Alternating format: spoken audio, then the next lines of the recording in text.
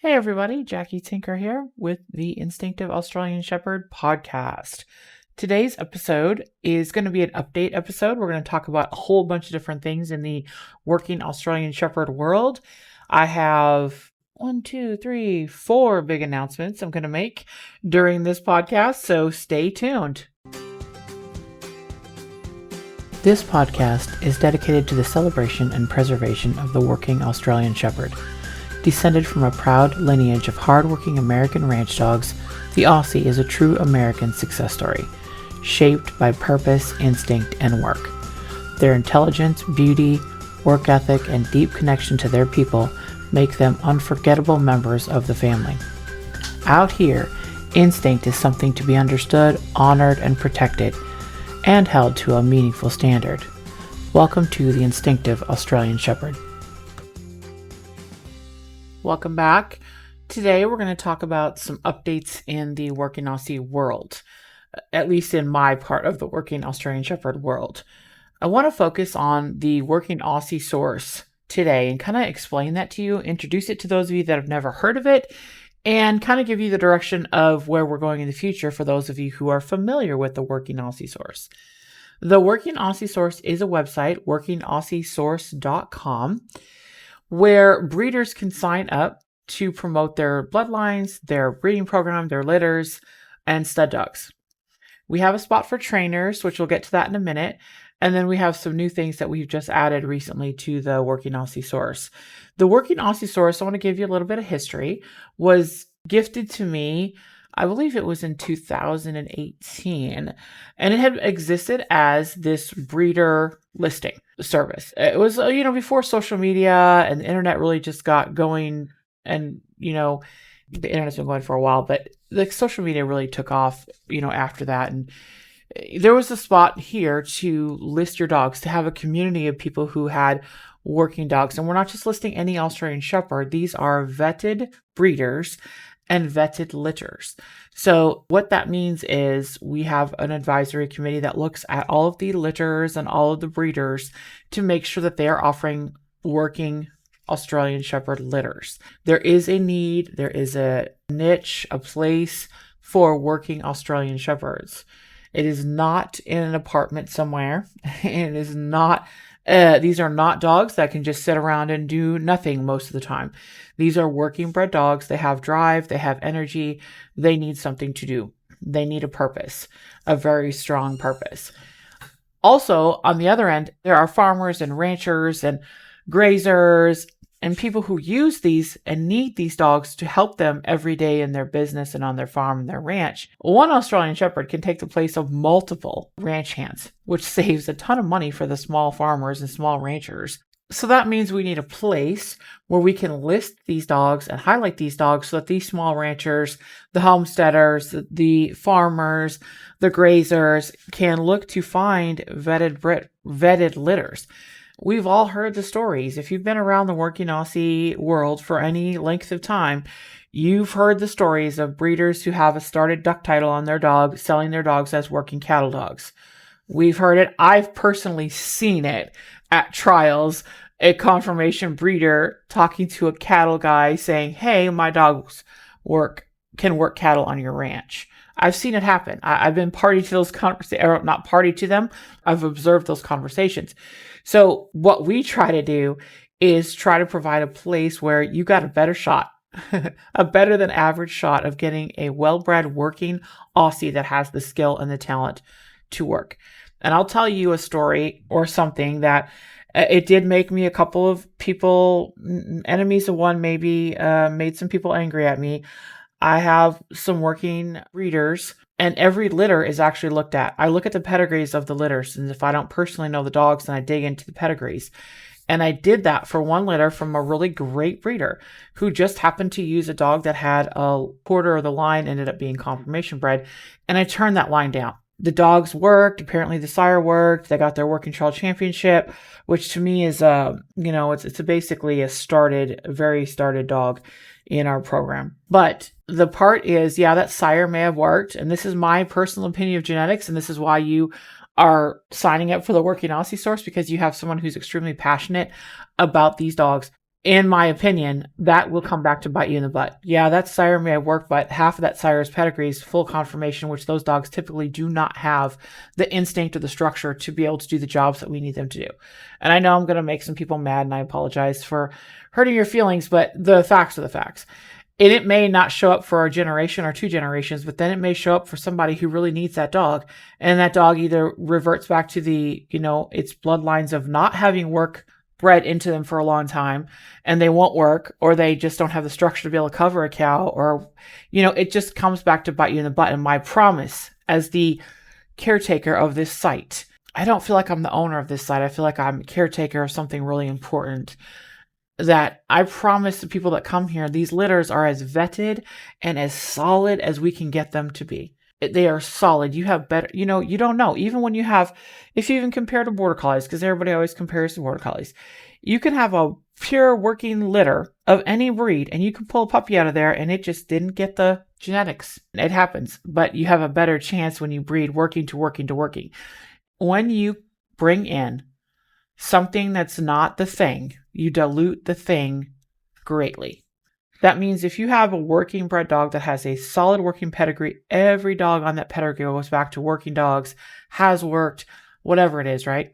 And you take in a performance dog line or a conformation dog line, a dog line that has no working in it, does not have any vetted working dogs.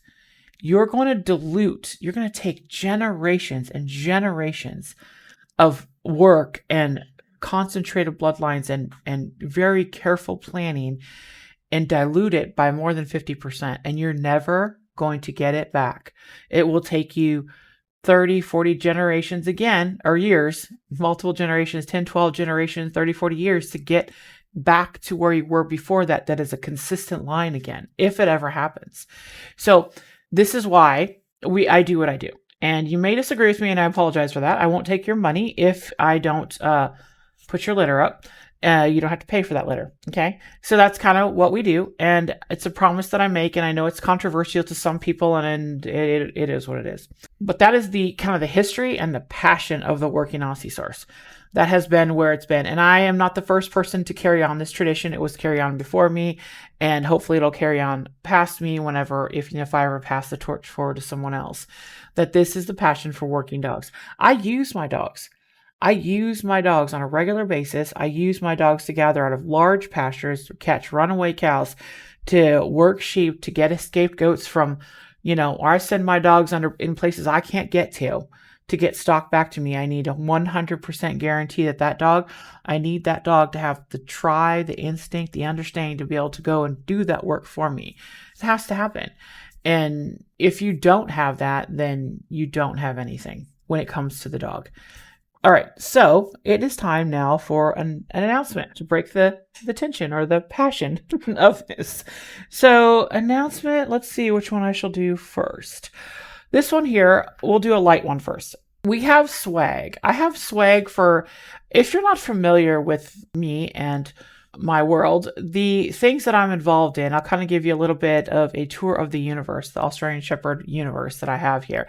We have the podcast, which you're listening to now, the instinctiveaussie.com, the Instinctive Australian Shepherd podcast. That has been going on since 2018-ish, I believe. And it's awesome. I love doing the podcast. I love meeting people who have listened to the podcast, and it's just really cool. It's really cool to get your messages. It's really cool to get your suggestions for content and for guests. I love it. Keep it coming. We have the Working Aussie Source, which we're talking about today. Today I'm highlighting the Working Aussie Source. It is working-aussie-source.com, the litter listing and the new thing that's coming up. Let's see what else. I have stockdogtrainer.com. These are my websites, but that is my lesson, camp, herding training, and my ranch website. So that's part of my world as well, right? And I've got a new thing coming that I will make an announcement towards the end. The thing I'm most excited about today, it will come at the end, that it's going to expand this world a little bit more. I'm all about the Aussies, and specifically the working Aussies. I love Australian Shepherds. I speak their language. I get Australian Shepherds. I can help. After all these years, I get people that come for lessons that may or may not want to actually do a whole bunch of work.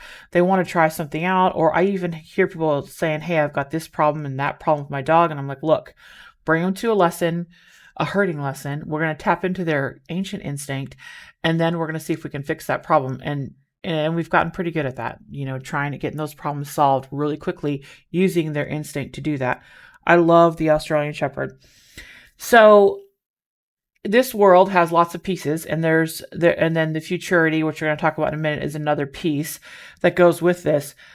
But if you want to support this world, there's a couple of ways you can do it. There is the one I'm going to talk to you about right now. This is the announcement. The AustralianShepherdNation.com, AustralianShepherdNation.com is the swag site.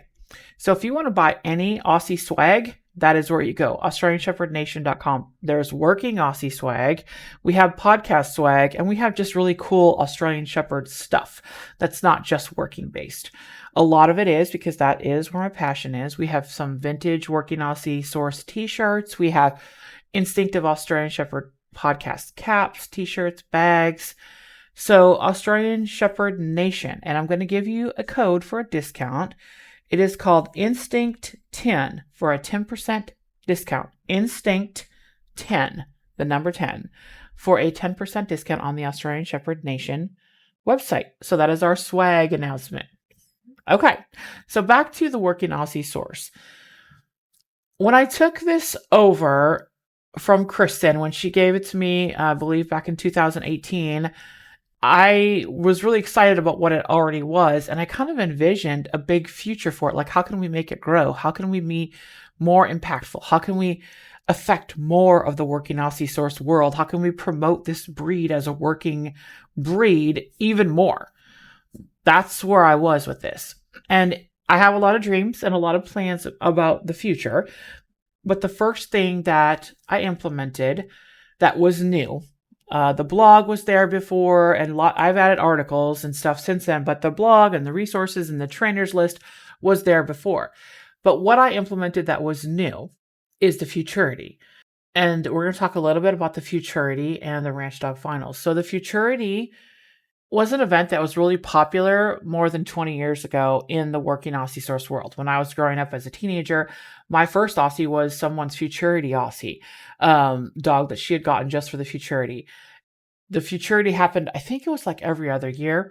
It wasn't every year. It was every other year. You'd get a puppy. You'd put some money down on that puppy, just like any other Futurity in the horse world or wherever else.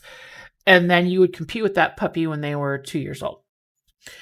And they compete in a competition for livestock, like cattle and sheep and stuff like that. And there were a lot of rules about it and a lot of just different traditions. And it was a big deal. People really got into it, and it was really part of our history. And I really would like to talk to more people that have competed in Futurities in the past because, it is part of our history of our breed. It was a really impactful thing as a chance for you to show your young dogs off to see what the breeding programs are doing and, how well they're doing and how well they're producing. So the last Futurity prior to the Working Aussie Source stepping in was 2004. It was 2004. And so in 2024, we put on at the time I didn't actually associate it with the Working Aussie Source, but I have since then kind of attached it to the Working Aussie Source. In 2024, we put on the first Futurity in 20 years. It was a phenomenal success, and I will straight up tell you, it was the most amazing, the best dog event I have ever attended. There was so much camaraderie. There was so much support. There was laughing, joking, good-natured ribbing, helping people out, encouragement. We got to see some really good dogs doing some really good stuff. It was just outstanding. The community that showed up was outstanding. We had tons of volunteers. It is amazing. The photos are, I'll make sure I put some more photos up, but we had a photographer come in, a professional photographer. Amazing photos, amazing moments captured. It was just the best time. We had, our judge was Larry Taff, and he had competed in the 2004 Futurity, the last Futurity he had competed in with his dog. And I believe he actually won that Futurity. And so he came, and that was in Texas, the Texas Futurity. Back then in the day, they had Futurities all around the country, but it was my understanding anyway. Then we had Bruce Nelson, who won the Open Futurity in 2024 here, had competed in several other Futurities too. And then I got a call early on, or a message early on when I started promoting the Futurity, from a couple of actual novice handlers. It wasn't just one, it was several. Novice handlers reached out to me and said, "Oh, we really want to do this, but we don't want to compete with those people who are really experienced because we've never trained a dog before. This is our first dog. This is, we don't think we have a chance." So I created a novice class, and our novice class was as big as our open class. The open class was for anyone that has competed in Futurities, who've witched a dog, who have experienced training dogs. The novice class, we had 10 competitors, and we had 10 competitors in the open class. It was outstanding, and it was the most amazing experience watching the open handlers, the advanced handlers, the ones with all the experience, supporting and helping and encouraging and giving advice to the novice handlers. And I mean, it's just the greatest atmosphere ever. I just was on a high for a long time after that. So proud of it. So then in 2025, we offered the Futurity again. I linked it with the Working Aussie Source and put it all in one spot, less stuff to manage and all that. And we had an entry for the 2025 Futurity. Everyone was here. We do it at my ranch. And the Friday night before it started, I actually had a heart attack and was in the hospital. And I was in the hospital hallway because all the rooms were full. And I was in the hallway having a heart attack, attached to monitors and IVs and everything. And, they were just monitoring all the whatever. And I'm texting because I was not prepared. I did not document I had all the courses set and everything, but I did not document a whole parts of it because I was just going to tell everybody. So there were a lot of pieces that weren't documented enough for someone to take over. So I was like texting all the instructions and texting this. And they finally said, the competitors had a meeting and said, "Hey, we don't want to do this without you. So we're going to wait till you are better and we'll do it then." That was just so touching to me. It meant so much to me that they cared that much. And they spent the weekend working their dogs and having fun. So this year is unique. This year in 2026, April 23rd to 26th, we are doing the 2025 Futurity and the 2026 Futurity, and as planned, the Ranch Dog Finals. So back when they did Futurities back in the day, 20 some years ago, they would also do something called a maturity. And the maturities back then were for any dogs that had competed in previous Futurities to compete again. So older dogs, any age, that had competed in previous Futurities could enter the maturity and compete again for buckles and prizes and money and whatever. Well, people have been asking me that since I started the Futurity. When are you going to do a maturity? Well, I think the word maturity is kind of weird. I don't like that word. And so what I did was I kind of wanted to spice it up a little bit. And I named it the World Ranch Dog Finals. It sounds cooler than maturity, right? World Ranch Dog Finals sounds way better than maturity. So that's what it is. Also, we haven't had enough Futurities to have a maturity entry in the traditional sense where you could only enter the Ranch Dog Finals if you were in a previous Futurity. So we haven't had enough Futurities to make that happen. So the Ranch Dog Finals is open to any dog that is not a 2026 Futurity dog.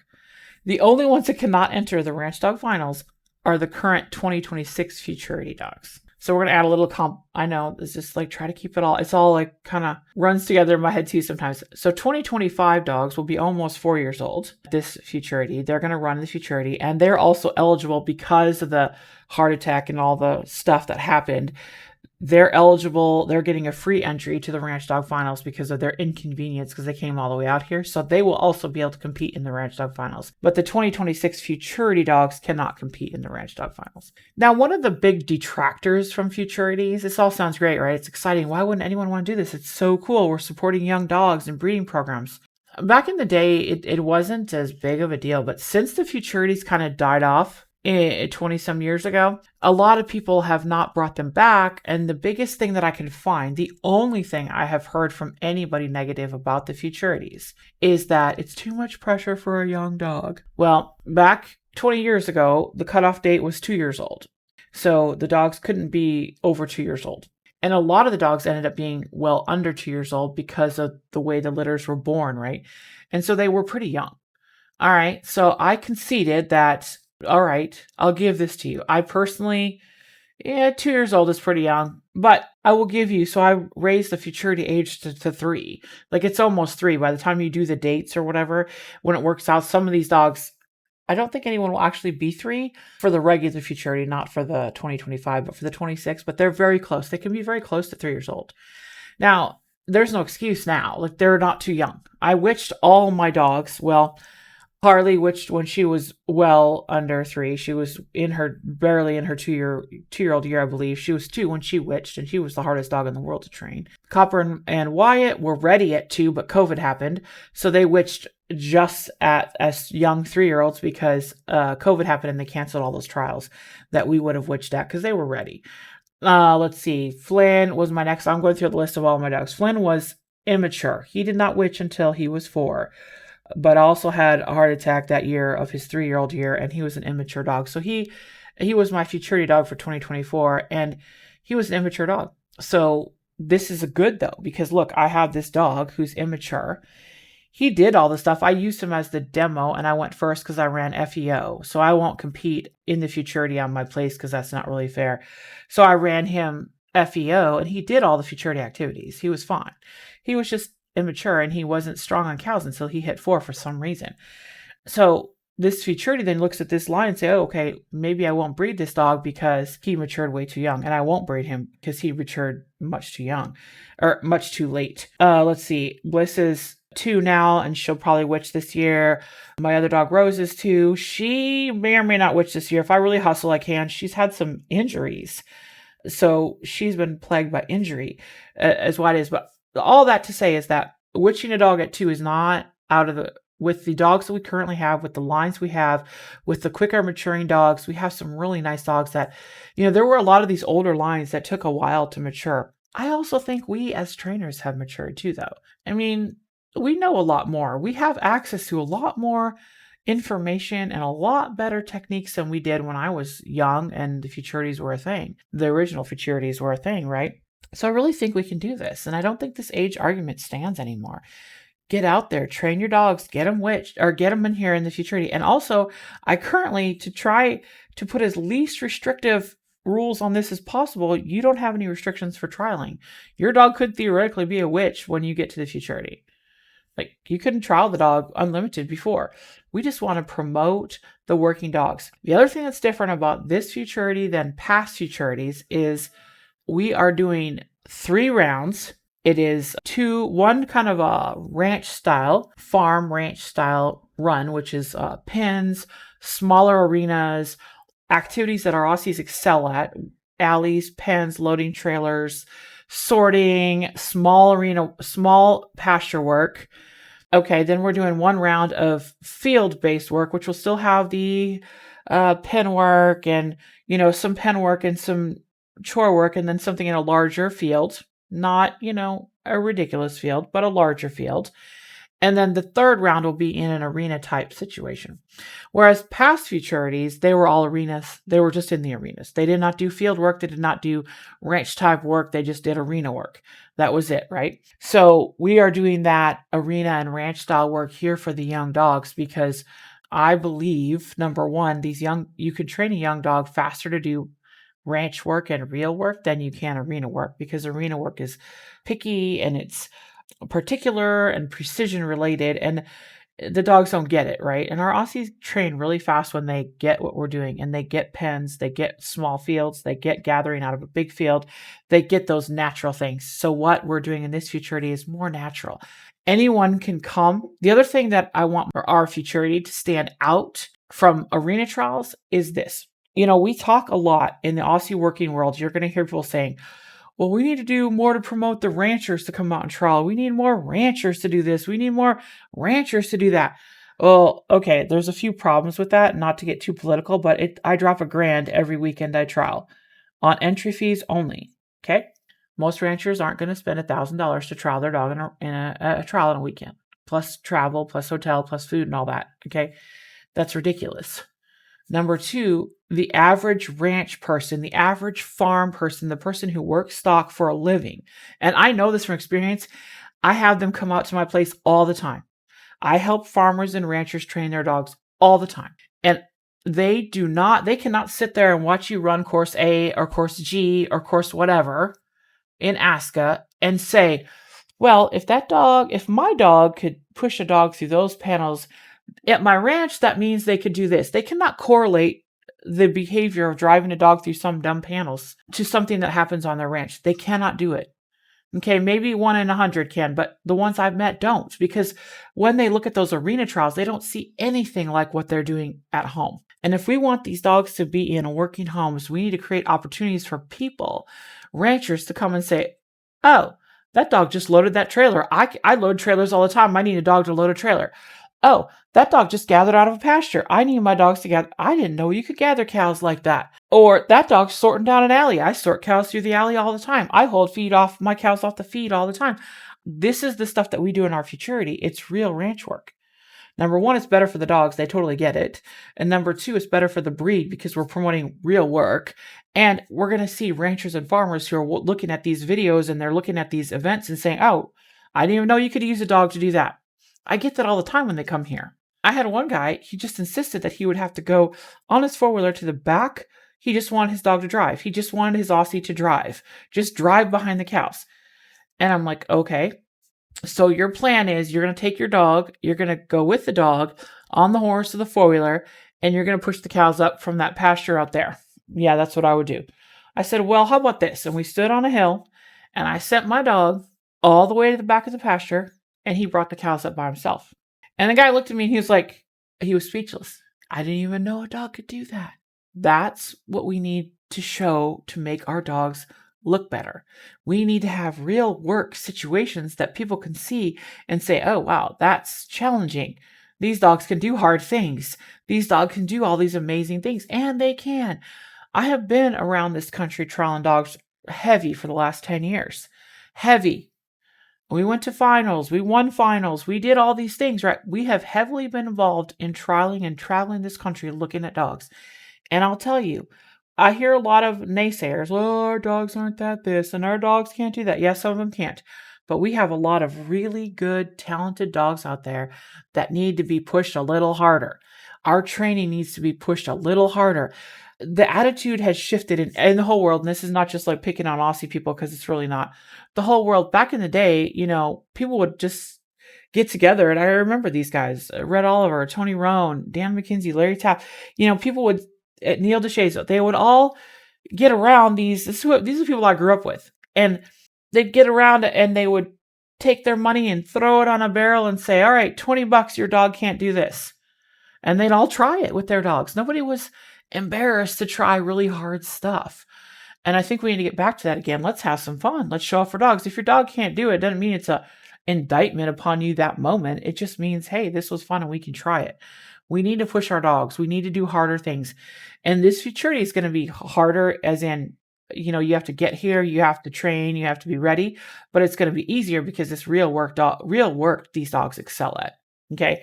So I will just then say, I talked about the Futurity a lot, and we're going to have some announcements coming up. The courses for the Futurity will be released in early March to all of the entrants, so you can practice what the courses are and so you get some idea of it. You're welcome to come out the week before the Futurity and try the gates, try the sorting machine, try all the things that we're going to be using. I have videos of all these things, but if you want to come try them, you're welcome to come out before the Futurity to do that. All right, then one more thing I want to say about all this is the Ranch Dog Finals, which is the old Maturity, now the Ranch Dog Finals. We have a good entry of that as well. It'll be similar to the Futurity, 3 rounds, cattle and sheep only, no ducks. And it will be farm trial type thing, a ranch/field trial type. Well, it just means a bigger open, not like a field trial like USBCHA or something like that. It's just going to be in a bigger area, bigger field. Okay. And then an arena style course. So the Ranch Dog Finals will mirror the Futurity. It will just be the challenges will just be harder, a little bit harder, more challenging for the more advanced dogs. It's time and points. There are no judges. There are no politics. So it's points and time. You get the job done, you get the points. You get it done in a certain amount of time, you get the time. The only thing that would happen that is if the dog grips out, okay? You get a warning, and then if they grip out, that would be the only thing that's going to happen that you get called for, really, the big penalty. I'm really excited. It's just going to be so much fun. And I'm really excited to have everybody out here. So I want to make another announcement. Time for an announcement. This is a new one. I actually didn't even have it on my list, but it has just been released on the Working Aussie Source. You can join as a friend of the Futurity if you want to support the Futurity event. So we have sponsorships available. And if you want to sponsor a buckle, if you want to sponsor a award or an event or something like that, you can go to the sponsorship page. That's working-aussiesource.com. There's a Futurity tab with a drop down. There's a sponsorship page. And then there's one called Friends of the Futurity. So if you don't want to sponsor, you don't have a business or something you want to, most people want to sponsor things to promote their business. If you just want to say, hey, I really like what you're doing here, I would love to sponsor the Futurity. It's expensive. It's coming out of my pocket. My businesses are all sponsoring this.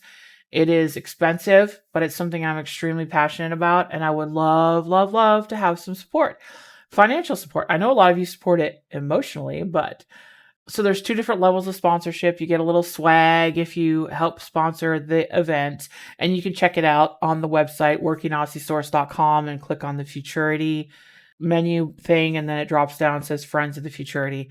It's also going to be on my Facebook pages and the Working Aussie Source group and all the emails. If you're on any of our email lists, you're going to start getting some stuff about supporting the Working Aussie Source. All right, end of announcement.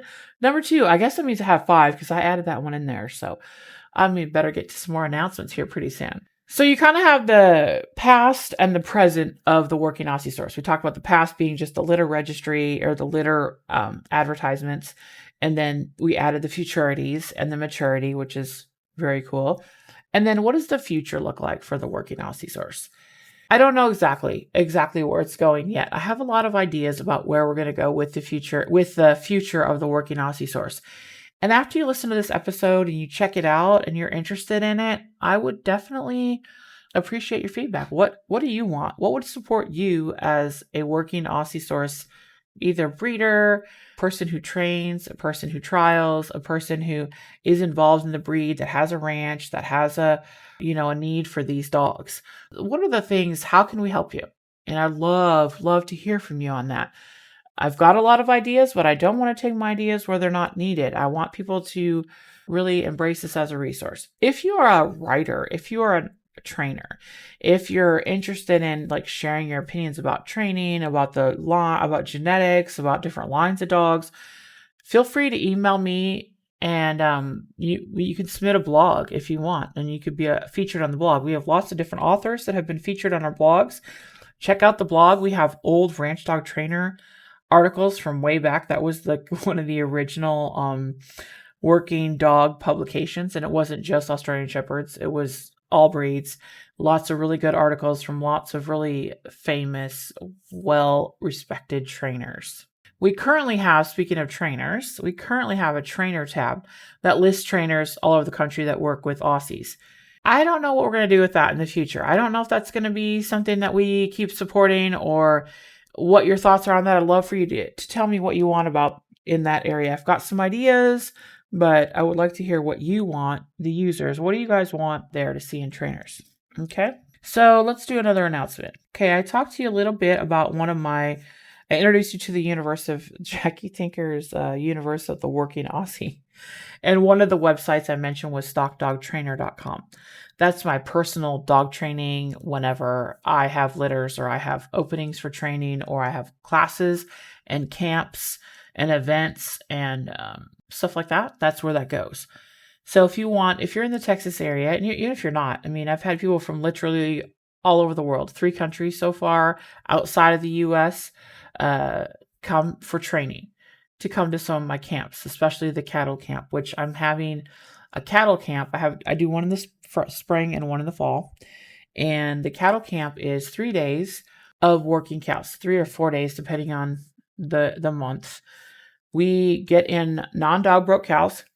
I have some dog broke cows, and we learn. So I have a variety of cows for different levels of dog. I originally started this because a lot of people, when I was starting my first couple of dogs, I didn't have a bunch of cows. And I loved working cows because it's exciting and this is what I really want my dogs to do.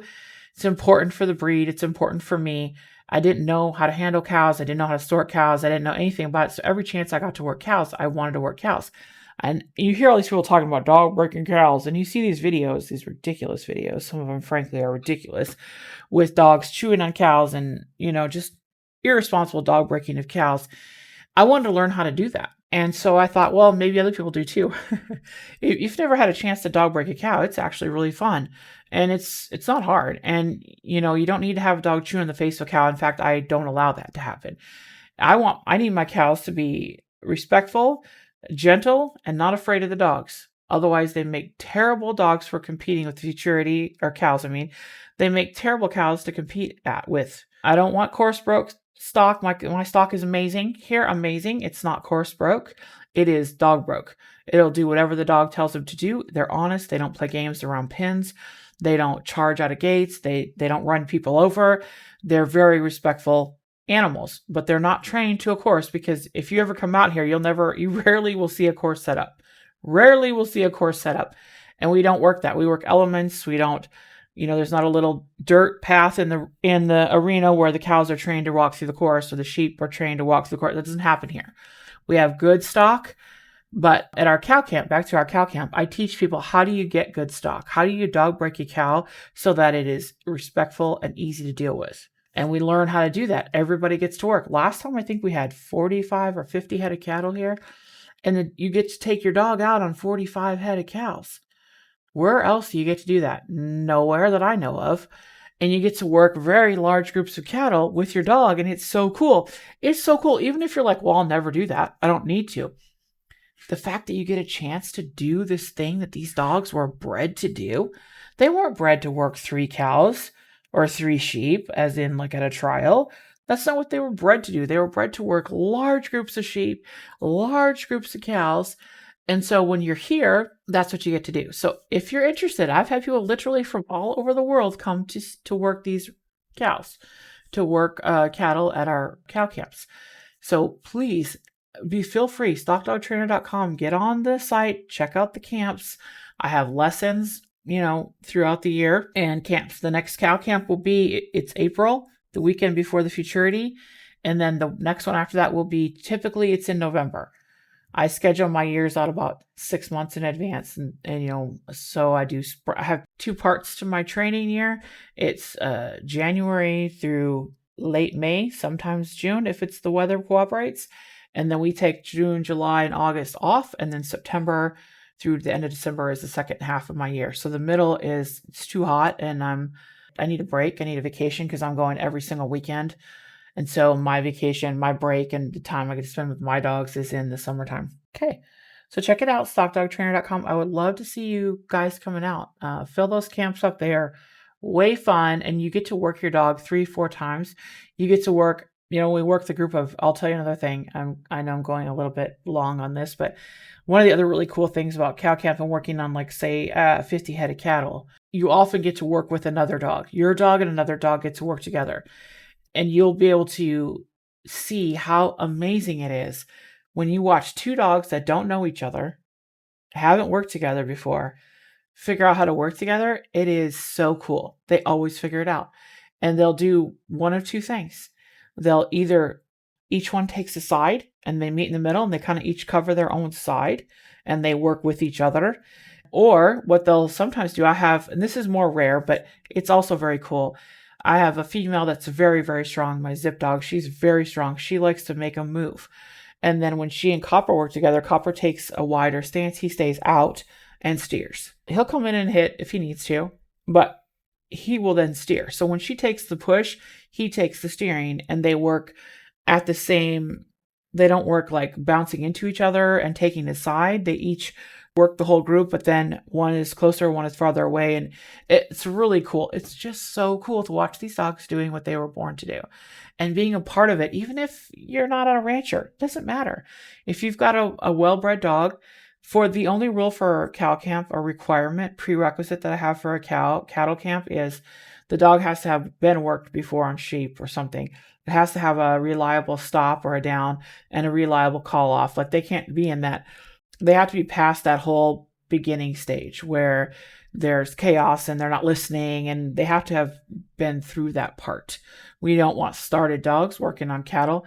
You can start dogs on cows. I'm not going to get into that all here, but we're not doing that during cow camp. During cattle camp, we're working cattle and we're working with dogs that have experience so that they can actually get the most out of that situation. All right. So if you need to start a dog, then come see me at my other camps where we have access to sheep and cattle and even some ducks sometimes. All right. So that is that announcement. All right. I'm going to just go into the super exciting announcement that I have. The last one. I've been holding it in for a very long time. I am doing something that I am very, very excited about. It doesn't really have a lot to do. Well, it's in my Aussie world because pretty much everything is Aussies for me. I'm writing some books. I have written 3 children's books. They are about the greatest dog in the world, Copper, and about things that happen on the ranch. And so the first book is with the illustrator right now. And hopefully it's going to be available late spring, early summer. The second book is with the editor. The second and third books are with the editors right now. So we're trying to, get them all, making them sound amazing. But the goal is to fully launch the 3-set version before Christmas. And so keep your eyes and ears open for that. It's just precious. The illustrator I've chosen is very artistic. She's amazing. She's actually from the Ukraine. Her work is art. It's amazing. And so we're working through all that, getting all that going. The stories are based on true stories. They're Working Aussie stories. And it's just the most fun I've had doing writing it a long time. I've been a writer since I was a kid.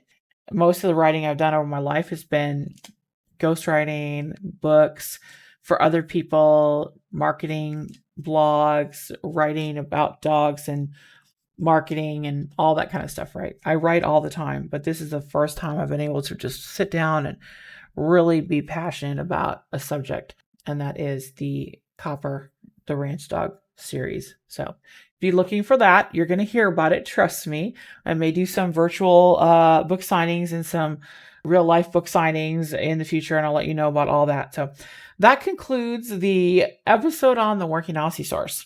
I hope you enjoyed it. I hope you got excited about the possibilities that we have with our working dogs and some of the things that are going on in the working dog world.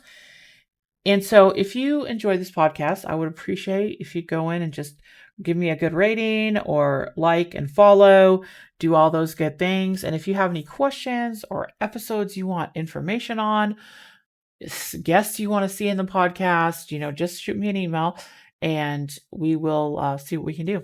All right, everybody, I will see you down the road. That's the show for today. If this way of thinking resonates with you, like and subscribe to the podcast. If you're feeling really generous, we would love it if you could give us a review. You'll find show notes, past episodes, and information about the community at theinstinctiveaussie.com. Thanks for spending your time with me, and I'll see you down the road.